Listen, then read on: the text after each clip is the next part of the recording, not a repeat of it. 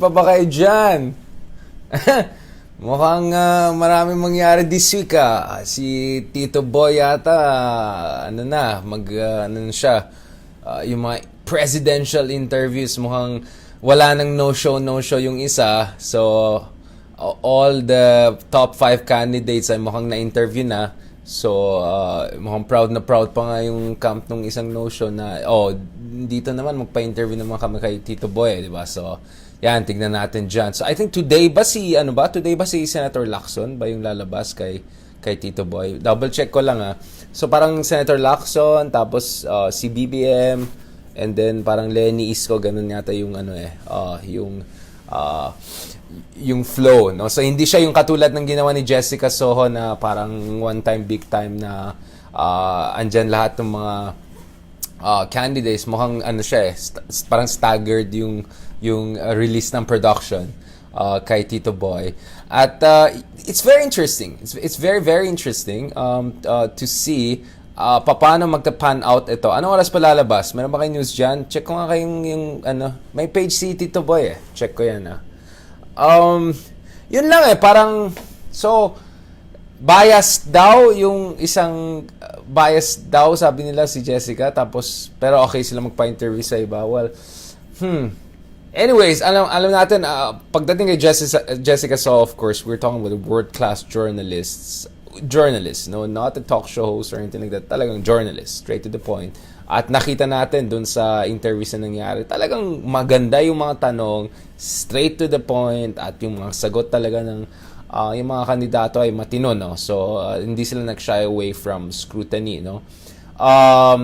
But let's see, anong magiging format dito sa talk ni Tito Boy na mukhang pumayag yung isang camp na magpa-interview at wala naman silang concern yata or in terms of bias. So let's see, anong magiging format? Kasi the last time na meron tayong malaking interview na nangyari kay BBM, na nagkaroon ng traction, may interview yata with some bloggers, but anyways, yung with someone established ay yung kay Tony Gonzaga, diba? So Tony Talks ba yan? Yung mga Tony G Talks. So alam natin ano yung format nun, diba? That's not... I mean, it has its value. I mean, kaya nga meron tayong mga Oprah talks, mga gano'n. It has value. It has its entertainment value. May rapport sa pagitan ng interviewer at saka yung interviewee. Very relaxed. Chums. Sige, mga gano'n. But it's not in any ways the kind of journalism that Jessica So and world-class journalists like her represent. It's very different. It's very different. But may value siya. You know, I'm not here to downplay it. May value siya, diba? Tony Talks bring something to the table of your own, but at the same time, let's be very clear, this is not the kind of journalism that Jessica So represents. Which brings us to Tito Boy, because Tito Boy is an interesting hybrid. If you look at Tito Boy, meron siya yung mga parang, of course, meron siya yung mga rapid fire showbiz, mga ganon. But at the same time, I've been interviewed by Tito Boy, and we discuss very serious political issues. Please check na yan. I think some of them are available or pwede pang hanapin yung mga in-interview sa amin ni Tito Boy in 2015, 2016, and onwards during Duterte time. Until, of course, sumali na ako sa GMA. So, for exclusivity reason, hindi na ako pwede magpa-interview sa ABS, diba? Kasi Tito Boy, ABS siya, diba? So, still ABS. Yeah, so... Yun, so talagang Tito Boy is a very he's a very special I would say talent. He's a very, very special talent, I would say. Because he can straddle two worlds simultaneously, right? He can do the entertainment, showbiz, and all of that, which has its own value. Although, of course, it's not political journalism. But at the same time, no, he can also do very, very serious political discussion in a very gripping way, no. Iba kasi napansin ko yung pag si Tito Boy nag-explain, andun siya, 100% andun siya, and he really makes you feel the gravity of the issue at yung the way he frames the issue, the way he leans into issue, the way he tries to get the interviewee to really express yung yung totoong nararamdaman niya tsaka yung totoong naisip niya, magaling talaga si Tito Boy dyan eh. So, yung nakita ko kay Tito Boy based on my own experiences of being interviewed by him, right?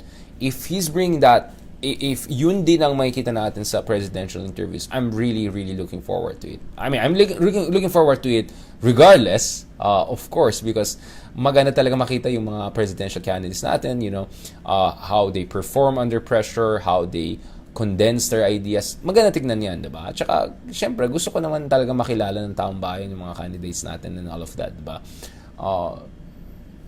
But what Tito Boy does is that he brings emotions to it. He brings the sense of magnitude and gravity to it. At magaling si Tito Boy in making yung mga in-interview na feel comfortable and feel engaged and involved and listened to. So, sana kung yun din ang, and I'm optimistic na yun din ang magiging approach, then I'm happy. I'm happy na nakuha yung mga lahat ng candidates. Again, as I said, I always hope na hindi lang yung mga top 5 candidates. I hope sila Calyodi and other candidates will also be interviewed para makita naman natin yung full range of ideas and views being expressed there. Anyways, mukhang may flexibility naman in terms of format and all. So why not si Calyodi and others also being interviewed? Sana naman, diba? Para lang yung people, the voters get to see the full view. So yun lang. So again, I'm just saying, all of this, Tony Talks, they have great value of their own, but they're not political journalism, right? A political journalist handles the questions and interviews quite differently, especially kung presidential candidates ang pinag-usapan, so it's different, dapat may scrutiny level, no holds bar, but at the same time, of course, respectful, diplomatic, and walang bahit na bias in a way na for or against the candidate. So that's true journalism, So tignan natin dito with Tito Boy, because he's a hybrid talent. He can bring elements of showbiz and entertainment, but also he can bring very, very serious, concentrated, focused discussion. So kung sana yun ang makikita natin, I really look forward to it. And mukhang he's very well respected. He's a king of Philippine, king of talk or something like that. Yung ba yung niya dito sa Pilipinas. So yeah, I look forward to that. Like, I don't know, it's like Oprah and Farid Zakaria put together. May ganun na potential si Tito Boy, and I think sometimes he has shown that. So if we can see that, then why not? After all, we want to see our presidential candidates also feeling confident and comfortable enough to really express yung points of view nila. And I don't know, di ba meron parang rapid fire Q, ganun si Tito Boy, yung parang, nakita ko yung, parang once lang ko nakita yung parang, they show one thing and then respond ka agad, mga ganun. So, let's see ano yung mga rapid fire question nila dyan. So, whew! And kung talagang i-raise, I mean, I'm looking forward and I'm confident that they'll raise the serious issues, talaga dun sa mga discussion na yan. And, the candidates, ito naman sabi ko, ayoko talaga when trapos gaslight media. Ayoko talaga when they do that, they gaslight media. Because the media's job is to speak truth to power. If gusto mo pa-cute, pa-chummy lang, doon ka na sa mga vloggers. Diba? Yung mga gano'n. Diba? Alam na natin yan. Diba? Uy, Mark, kanina ka ba nagtutroll dyan, balikan kita dyan. Kanina ka pa, magulo kayo dyan. Anyways, so yun. Looking for, I think today ba yung kay Senator Fast Talk, rapid fire first. Hey, see, I don't know so I have to learn about this. Hindi ako nag-showbiz so, gusto niyo yung style ko ngayon, mga ganun. Rapid fire ba? Ay, fast talk. Ayan. Fast talk! Yun, tama, fast talk. Meron fast talk si Tito Boy. So, tingnan natin yan. Alright? So, yun. Looking forward, i-breakdown po natin yan right away. Ano kayang pwede i-fast talk kay BBM, no? Ano kayang mga ilalabas na fast talk? At, tingnan natin yung mga reaction. Bukas yata yung kay BBM, di ba? So, tingnan natin. Sige. Alright. Okay. Basta I'm saying, I'm happy, I'm excited kasi finally, we're moving in this direction na talagang hindi lang yung mga puro pa-TikTok lang at saka pa-cute-cute lang. Yung talagang we have veterans, journalists, king of talk, mga ganon, handling these issues. And hopefully, we'll see more of that. And hopefully, makasama rin yung mga ibang candidates like Calyodi and others. Alright? Okay? Sorry, kakatapos ko lang ng isang 3 hours lecture and all, kaya sabaw ako. So I'm sorry if I'm not as I would say exciting and excited in my presentation today. But yun lang, I'm just saying, parang preview lang na I'm confident in Tito Boy because he's really he's a special talent. He's a special talent. And I think if he can bring that yung hybridity of showbiz entertainment at serious political talk and really deep thinking, and kung yun talagang magiging foundation, no, yung discussion with the presidential candidates, I'm sure something very good will come out. I'm very, very sure, and I'm looking forward to Tito Boy's interviews and all. And we're really lucky to have persons like him. Yan lang. And please, I hope talaga yung mga trapos will stop trying to tag anyone who's exposing their deficiencies or anything like that, or trying to expose them to proper scrutiny as bias or something like that. Wag naman ganun, diba? Ang bias po, yung mga vloggers na obviously talaga, mga pinapakute lang nila yung interviews nila, or mga, alam mo na, yun na yun. Alright.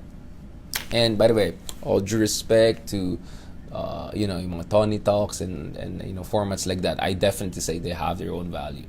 I'm just saying, it's different from political journalism. Yun lang. And that's what Jessica Soul brings to the table, and that's why mahalaga yung talk na nangyari with Jessica Soul and the presidential candidates last week, and that's why we need more of that. Yeah, yun lang sinasabi ko. Alright, maraming salamat. Have a good day po. May tanong ba kayo dyan? Baka mababash na naman tayo eh. Grabe naman yung mga fast talk question. May cocaine talaga. Pili ko hindi. Pag ilalagay nila ng mga ganun, ay wala, baka mag-walk out na. Hindi. Ayan, no, meron si Jomelyn. Ano yung magandang course sa Pol Sci sa college? Mga special topics, maganda yan. Ayan. Probably magtuturo ako ng some special topics about Philippine elections and politics. So let's see. Ano ba naman dyan? Ibablock natin yung mga trolls dyan na iba talaga, yung mga parang spam posting na yan. Ibang klase na yan, ha? Prat, really, we have to look forward to this interview. Mahusay talaga si Tito Boy, eh. Mahusay siya. He's a hybrid special talent. Yun lang masasabi ko talaga. Kaya, let's see. Ayan na. Yan ang alam natin. Ayan na yung mga isang troll dyan. Grabe! Fast talk, Oxford or Oxford. Wag naman ganun. Nag-attend naman ng Oxford, in fairness naman. Diba? Ayan na. Tala na gold or ill-gotten. Grabe naman yung mga tanong nyo dyan. Mean kayo. Wag kayo ganun. Fast talk, Pepsi or Coke. ibang klase talaga eh. Alam mo, masama kayo. Masama kayong tao. Wag kayong ganun eh.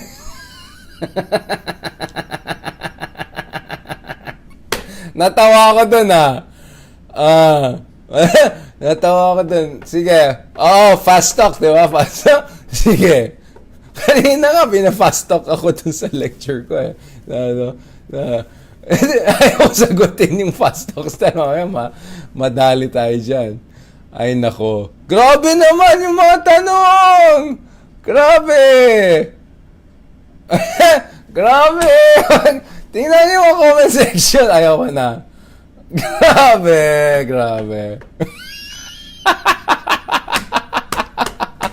Okay, iba. Tama na. Mabait na tayo dyan, ha? Mabait tayo dyan. Ay, may mga Zomicron on or Zomicron off. Ano ba? Uy, baka may Metacron, ha? Huwag kayong gano'n, ha? May Metacron. Wag naman kay BBM lang. Ano naman ang tanong, sabi na, si Isko. Kung si Isko, sabi natin. Anong mga dapat fast talk na tanong? Pati nga, ano yung tanong niyo kay Isko pag fast talk? Or sige, kay Lenny. At least si Manny, yun eh. Woo! Boxer yun, ang bilis-bilis yun. So, kaya-kaya niya yung fast talk siguro. Ayan yung bottom line, tama. Ang galing talaga yung bottom line. Doon mo makikita. Tingnan yung mga interviews namin ni Tito Boy dati sa bottom line. Ang husay talaga niya, mahusay talaga. He really brings it. So, kung bottom line level, go. Tapos may pagka-fast talk din sa tulo para kaboom! Diba? Kaboom.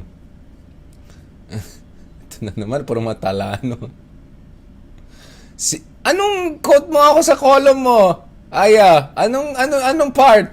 Hindi, wag yan. Wag niyo quote yung mga meta ko. Ano lang to? Pang ano lang, entertainment lang to. Ano pa yung mga rapid fire? Grabe, may mga Pepsi and ano, tapos Zumac. Iba kayo. Anong mean kayo? Huwag kayong gano'n. Pumayag na nga eh. Hindi na no show eh. Ay nako, may mga farmali pa dyan. O ano kay Lenny? O sige, tingnan natin. Anong tanong kay Lenny? Kung rapid fire. Ano? Ikulong si ano or hindi? Ganon? Yung mga ganon tanong? Ipakulong or hindi? Ganon? Ay nako, delikado yan. Fear of heights or fear of Jess? Iba talaga yung mga tanong yan, ha? Hindi. Feeling ko maging diplomatic ng konti yung ano, yung conversation. Grabe yung kay Isko. Huwag kayong ganon. Alam mo, masama talaga kayong tao. Ba't ganon kayo magtanong? Nako, Tito Boy, huwag mong pakinggan yung mga to, ha? Nakakaano to mga to, delikado. O, tama na, okay na. After ni interview ni BBM, mag-catch up tayo. Okay? Masama